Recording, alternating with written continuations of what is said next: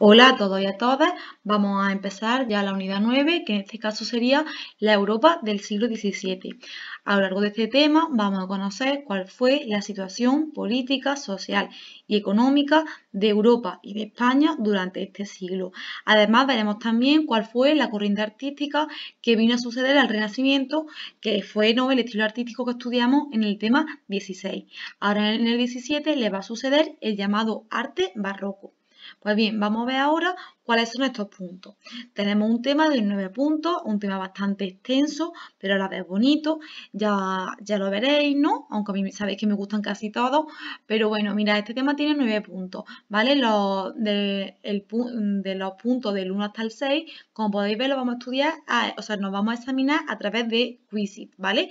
Algunos de vosotros seguramente me consta que los de segundo C lo habéis utilizado en inglés y los de segundo D, pues no lo sé, pero ya os explicaré en qué consiste, ¿no? Vamos, sería como una especie de prueba tipo test, que lo podréis hacer desde casa y ya os explicaré cómo se hace. Y después las tres últimas partes, que sería la del arte barroco, nos vamos a examinar de ellas a través de un trabajo, que cuando lleguemos lo explicaré. Pues bien, vamos a empezar hoy con el primer punto, que como es la primera sesión, ¿no? Pues vamos a empezar viendo qué ocurría en España en el siglo XVII. Y vamos a empezar viendo a los llamados Austria menores. Ahora veremos por qué se llamaban así. Bien, pues aquí tenéis un vídeo, ¿no?, de YouTube, que después os aconsejo que lo veáis para echarle un vistazo a o sea, para repasar las diapositivas, pero vamos a comenzar viéndonos qué ocurría en España durante el siglo XVII y, como he dicho antes, quiénes fueron los Austrias menores. Vale, antes de sumergirnos de lleno en esta cuestión, es muy importante que recordemos que era España en el siglo XVII, perdón, que fue España en el siglo XVI, quienes fueron sus gobernantes. Pues bien, en el tema anterior, ¿no?, vimos que España en el siglo XVI era la primera potencia mundial. Durante la primera mitad de este siglo, este señor de aquí, que fue Carlos I, fue el rey de España, y después a él le sucedió su hijo Felipe II, ¿vale? Ellos dos eran los llamados Austrias mayores. ¿Austria por qué? Pues porque pertenecían a la dinastía, a la familia de los Austrias. ¿Y mayores por qué? Porque fueron los principales y los reyes de España más importantes, los que llevaron a España, ¿no?, a convertirse, como podéis ver aquí, en la primera potencia mundial.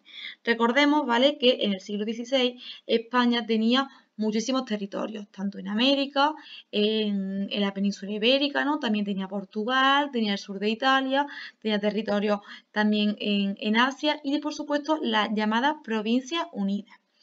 Bien, como dijo el propio Felipe II, ¿no?, en su imperio, ¿no?, nunca se ponía el sol, porque recordad que iba desde Oriente hasta Occidente, un imperio de lo más extenso. Sin embargo, en el siglo XVII España va a entrar en una profunda época de decadencia. De ahí que a los tres reyes que reinen en este siglo se les llame Austrias menores. Los Austrias menores fueron tres: Felipe III, Felipe IV y Carlos II. Antes de explicar este esquema, vamos a conocerle.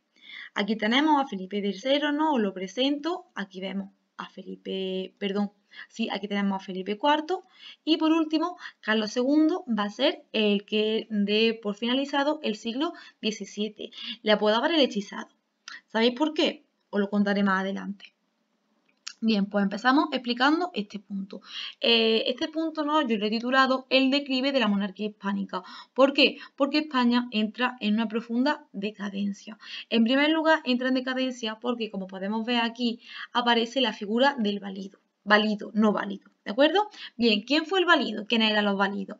Los válidos no eran personas normalmente que pertenecían a la alta nobleza, que venían a desempeñar las funciones del rey. Es decir, mientras el rey estaba tranquilamente sentado en su trono, su válido era el encargado de gobernar.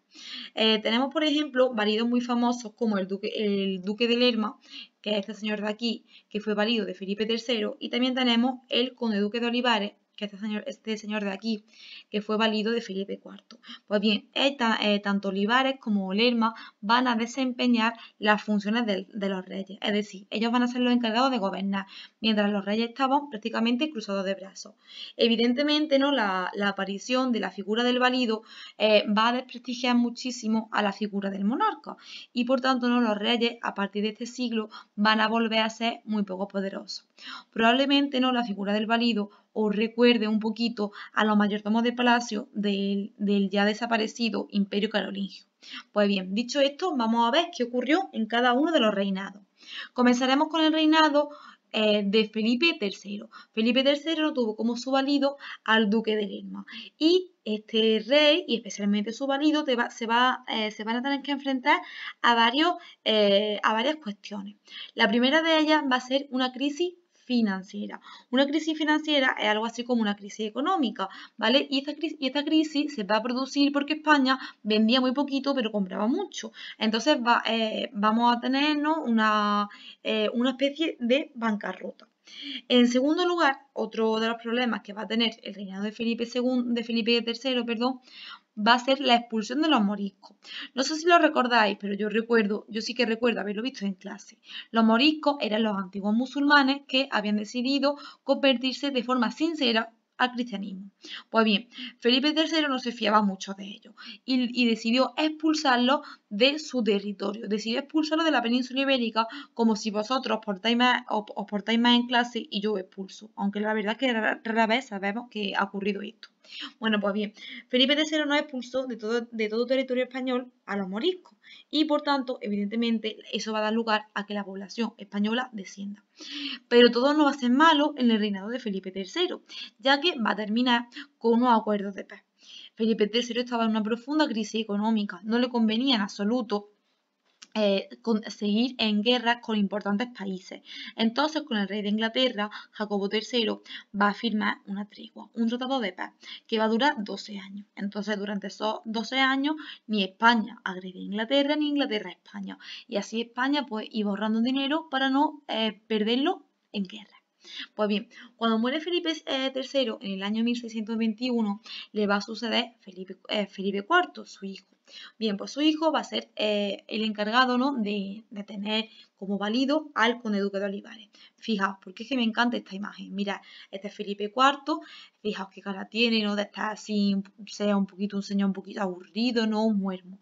Bien, y después tenemos aquí al majestuoso conde duque de Olivares, ¿vale? Que fue su valido.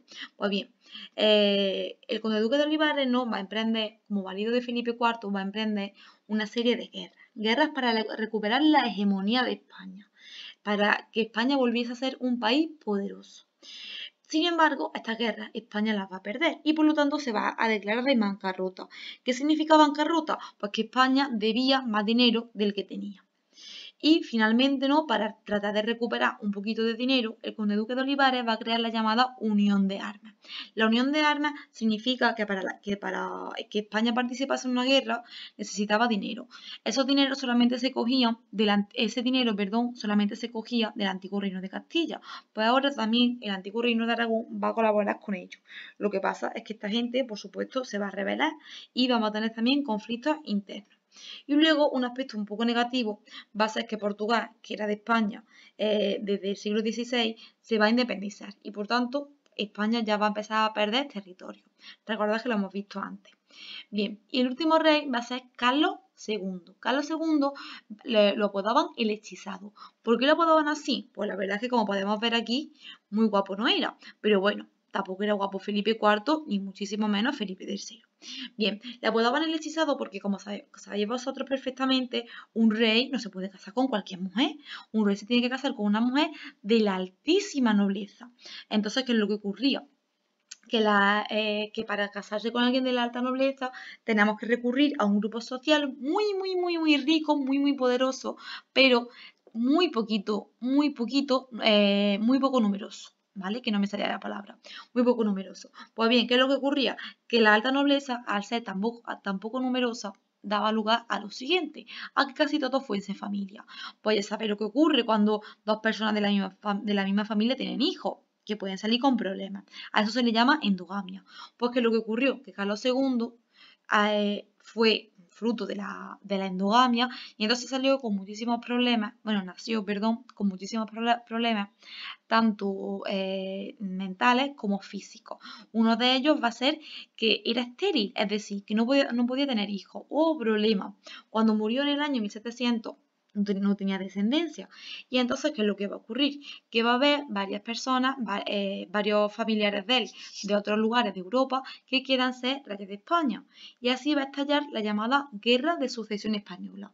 Va a terminar en el año 1713 y le vamos a decir adiós a la monarquía de los Austrias y va a llegar una dinastía nueva.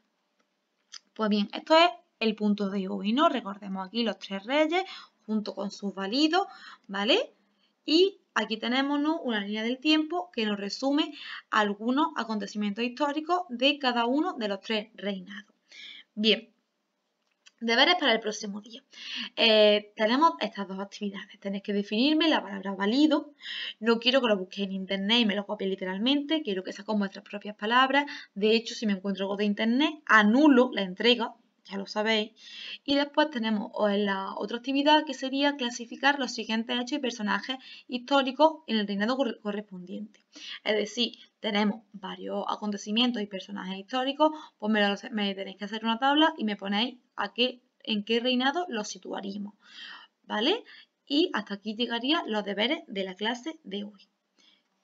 Cualquier duda, por favor, comentadlo en el post de Claro, para poder resolver las dudas comunes a modo de foro.